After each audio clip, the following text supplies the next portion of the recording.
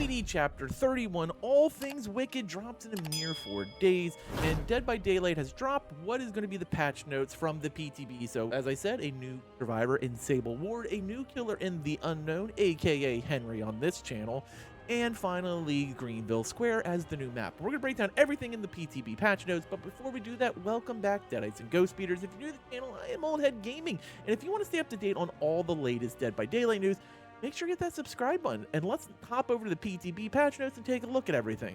For the 7.6.0 patch notes, and starting off with content, of course, the new perk type, Invocation. Invocation are a new type of survivor perk. Invocations require survivors to activate a salt circle in the basement. On activation, a penalty is paid in exchange for a large boost. This will be a new type of perk going forward, much like when Michaela Reed brought boons to survivors. The new survivor is Sable Ward. Her first perk is Invocation, Weaving Spiders. When in the basement near the circle, press the ability 1 button to begin. Invocation takes 120 seconds across the board. There is no increase to time to cast Invocation based on level of the perk. Other survivors will see your aura during this and can join in the ongoing interaction, increasing the speed by 50% per. If they have an Invocation perk equipped, they increase it by 100% speed. Regardless of whether they have an Invocation perk on them, they can activate in joining the Salt Circle and increase the speed to cast that. They will also share the penalty as well, though. Once the invocation is completed, you become injured and broken for the rest of the trial. All generators instantly gain 9, 12, or 15 charges. Completing the invocation disables the perk for all survivors. Strength in Shadows is our second perk. When in the basement, this perk activates. Unlock Strength in Shadows ability, which allows you to heal without a medkit for 60% across the board of normal healing speed. When you finish a full heal in the basement, you see the killer's aura for 6, 8, or 10 seconds. And her final basement perk is called Wicked. Now note, this is completely different than what it was on the PTB. This perk starts with 1 token up to a maximum of 5 tokens. For each token, you recover 20% faster from Mangled. That is straight across the board. For each 15 seconds spent in the basement, gain 1 token. While affected by the curse status effect, you heal for 8, 9, and 10% faster. This is the old version. This is what it looked like. This is what we got on the PTB. It's not going to be that way, though, when it goes live. I'm not sure why they just didn't put the actual perk version. So what now Wicked is going to be is that entire healing component is unlimited. You don't have to hang out in the basement and stock tokens. What it is now is if you have Wicked as a perk and you are hooked in the basement, you basically can automatically just Kobe straight off. The new killer is The Unknown. Killer power. Press the power button to charge UVX. Once ready, press the attack button to launch the UVX, a bouncing projectile which creates a blast area upon effect. Survivors become hindered if touched by the UVX while airborne. Survivors touching the blast area become weakened. Weakened survivors lose health states if touched by blast area. Survivors lose weakened by successfully staring down the unknown. He also has the special ability Hallucinations. The Unknown will intermittently create hallucinations. Hallucinations cannot be created while charging UVX, performing interactions on proximity to map objects like hooks. When survivors are touched by the blast area or otherwise become weakened, the next hallucination spawn time decreases by 10 seconds. And also can use the special ability Teleport, which will allow you to teleport to these hallucinations. The Unknown can teleport to the hallucinations, leaving behind a temporary decoy. The survivors can remove hallucinations from the trial with the Dispel ability. Weakened survivors take longer to dispel. If the spell is completed, survivors become weakened and trigger Killer Instinct. Unknown's perks. The first one is called Unbound. This perk activates for 24, 27, or 30 seconds. After a survivor becomes injured by any means. After vaulting a window, you gain 5% haste for 10 seconds. This effect cannot stack with itself. Unforeseen. When you perform a break action on a generator, your terror radius transfers to that generator for 22, 26, or 30 seconds, and its radius is set to 32 meters across the board. There is no change based on level.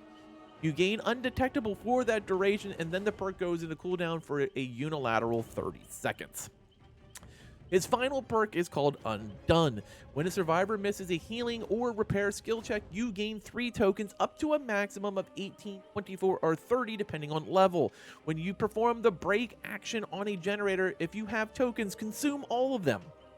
For each token consumed, that generator loses 1% total progress and becomes blocked for 1 second per token. Then, once the generator is unblocked, it starts regressing. This perk goes into cooldown for 60 seconds per using all of your tokens. So basically, as survivors mess up, whether it's a skill check or a healing skill check, you gain 3 tokens. If you have those tokens, when you kick a generator, it goes into an immediate 1% per token break, as well as a 1 second per token lock. And then once it unlocks, it just starts regressing. It's a pretty nasty perk if you're going against really bad, like newbie baby survivors. If you're going against players who play well, this might not be that powerful because you're not stacking tokens all the time. Because there's nothing you do to get the token. So it's all dependent on how bad your survivors are. The new map, as we mentioned, is Greenville Square, and this might be my favorite map in all of Dead by Daylight. I absolutely adored it on the PTB. It's big, it's open, the theater is one of the coolest main areas ever. Like, that is a map that is so fun to play on. Everything screams 80s, I love it. New section of the Withered Islands has opened up. The Greenville Square is a very different environment from what was previously seen in that realm. It features a brand new set of tiles, including a new main building, the theater. Make sure to explore all the layers. Look out for a statue where 2 familiar friends will meet up to leave their mark. What does it mean? Where will it bring us? No one has ever come back to tell. Another big thing that happened on the PTB, and if you saw us playing, or you got to play yourself, you saw the changes they made to Mangled. And I'm going to break this down and I'll show you how it affects all sorts of different things. Mangled, up until now, has required a survivor to heal in order to remove the effect, while also slowing down healing speeds. To create more meaningful player choice, we'll be adding a timer to every source of Mangled in the game, allowing players to choose to heal through it or just simply wait it out. And effective perks are Blood Echo, Sloppy Butcher, and of course, Gift of Pain. Now, this is going to really affect some killers like Legion. And here's the add-ons that are listed as being affected. Of course, Deface Smiley, Pin, Diagnostic Tool for Singularity, Rusty Spike for Slinger, Begrimed Chains for Hillbilly, Blinded Warrior White for Wraith, Broken Hilt for Knight, Fragile Wheeze for Nurse, Grizzly Chains for Cannibal, Honey Locust Thorn for Slinger, Cain's Helmet for Xeno, Powdered Glass for Skull Merchant, Rusted Jaws for Trapper, Rusty Attachments for Pig, Uni Blades as well, Rusty Head for Huntress, Sulfuric Acid Vial for Clown, Thorny Nest for Artist, Begrimed Head for Huntress, Straight Razor for Chucky, Killing Blade for Dredge, Cat Block for Freddy, as well as Z Block, and then Crimson Ceremony Block for Pyramid Head. And nothing was a major rework. It was all kind of tinkers here. We'll just start off with the Blade, and this is the big one, the change to Compound 33. Rush cannot perform more than 3 times. It was 2. Increase Rush turn rate by 33%, as well as increasing Rush's duration by 33%. So Clown got a little bit of work on his antidotes, as well as getting an increase in bottles, and we'll break that down now. Increase Afterpiece antidote duration to 6 seconds was 5, so he got an extra 1.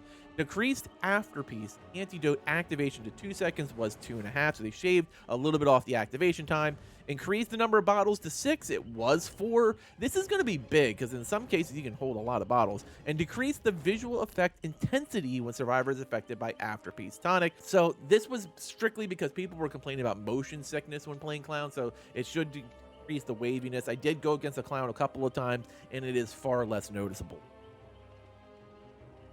Demo Puppy also got a base kit increase. Decreased Shred successfully to 2.7 seconds was 3, and decreased Shred Palette Break cooldown to 1.8 seconds was 2. It's just some minor like tweaks to Demo Puppy, and then of course they balanced it out by changing the add-ons.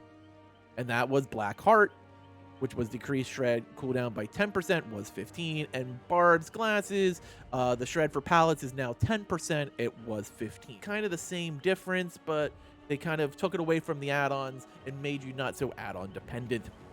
We're going to see the same thing with Doctor. Base kit increased shock therapy range 12 meters from 10.7, and decreased shock therapy detonation delay to 0.8 from a whole full second. And we're going to see the same thing, like I said, with Demo Puppy, where they're kind of taking away from the add-on, so it's not add-on dependent, with both Discipline Class 3 and Discipline Carter's notes, just reducing those a little.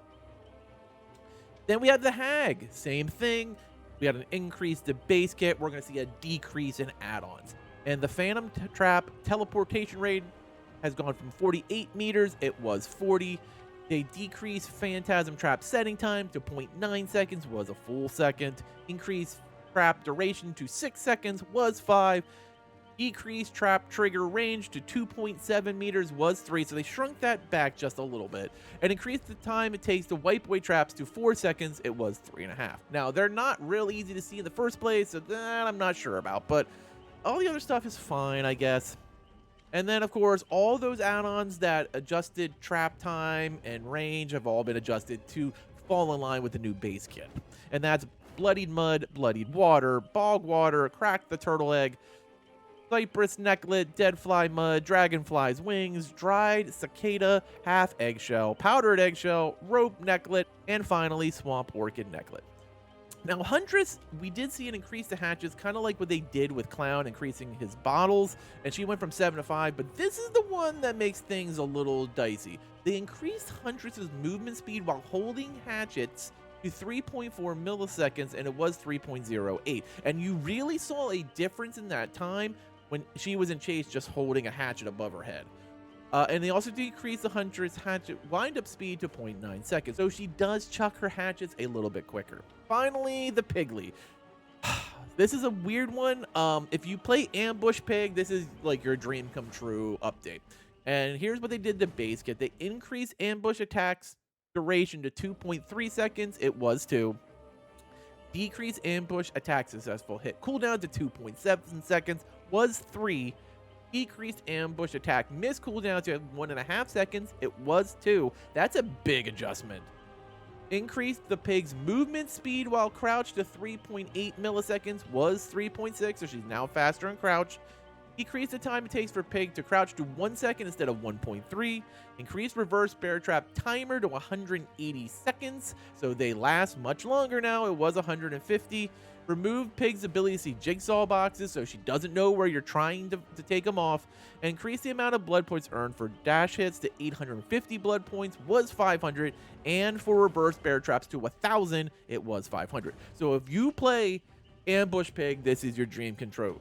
If you played Bear Trap Pig, this might not be your update. Here, the add-ons were adjusted like everyone else to kind of bring them in line, so their cooldowns weren't as affected by the base kit adjustments. Combat straps increasing crouching and uncrouching to 10% was 30. Syringe, Shatter Syringe is now a miss cooldown of 10%. It was 25. And Workshop Grease, because it affected both of these, the attack charge speed is 50%, and the ambushed cooldown miss is now 10% instead of 25. So basically, all the stuff that was brought in for the base kit for all these killers you saw get taken away by the power of those add-ons because they were no longer necessary to make it so overpowered if they kept them the same.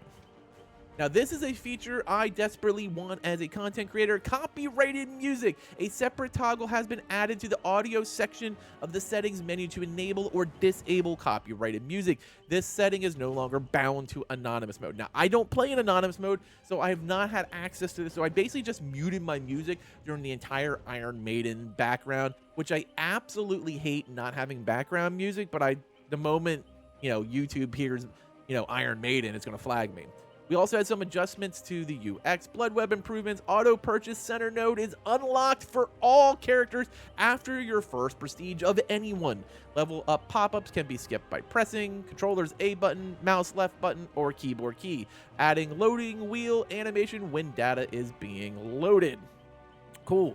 Locked outfit discount tag removal. For outfits that cannot be bought in pieces individually, a discount tag will no longer be shown for buying the entire set. Easy peasy. Now, finally, some bug fixes. The audio. Certain character sounds and menus now correctly match changes incurred by equipping customizations. Fix the missing voice line from Ellen Ripley and Jonesy in the menus. Bots. Nemesis zombies no longer attempt to navigate towards vaults as they cannot vault. And bots playing the underground complex map are better at avoiding dead ends in certain tiles. Characters. The Cenobite's camera no longer points upwards when hit by a possessed chain. Blight no longer has 3 tokens equipped, both C33 and Iridescent Tag add-ons. Hillbilly's chainsaw no longer reappears late when dropping a character survived after being blinded or stunned. When crouched, the pig no longer plays the wrong vaulting animation. A down survivor affected by the Afterpiece antidote no longer fails to give progression to the Alien Annihilator Archive challenge. Singularity's biopods can now properly lock on survivors when a 21:9 aspect ratio and the 16:9 aspect ratio setting is on. The Knight's guards now correctly detect survivors' loud noises. The Hillbilly's achievement, The Grind, now correctly counts chainsaw hits. For memory disturbing notions on the Orman map, memory shards may spawn in the ground and cannot be collected by the survivor. This is globally. Trappers' bear traps will appear to be floating while placed near a pallet. Certain killer perks no longer provide progression to Alien Annihilator Archive challenge without giving a status effect to survivors. Man, that's a mouthful.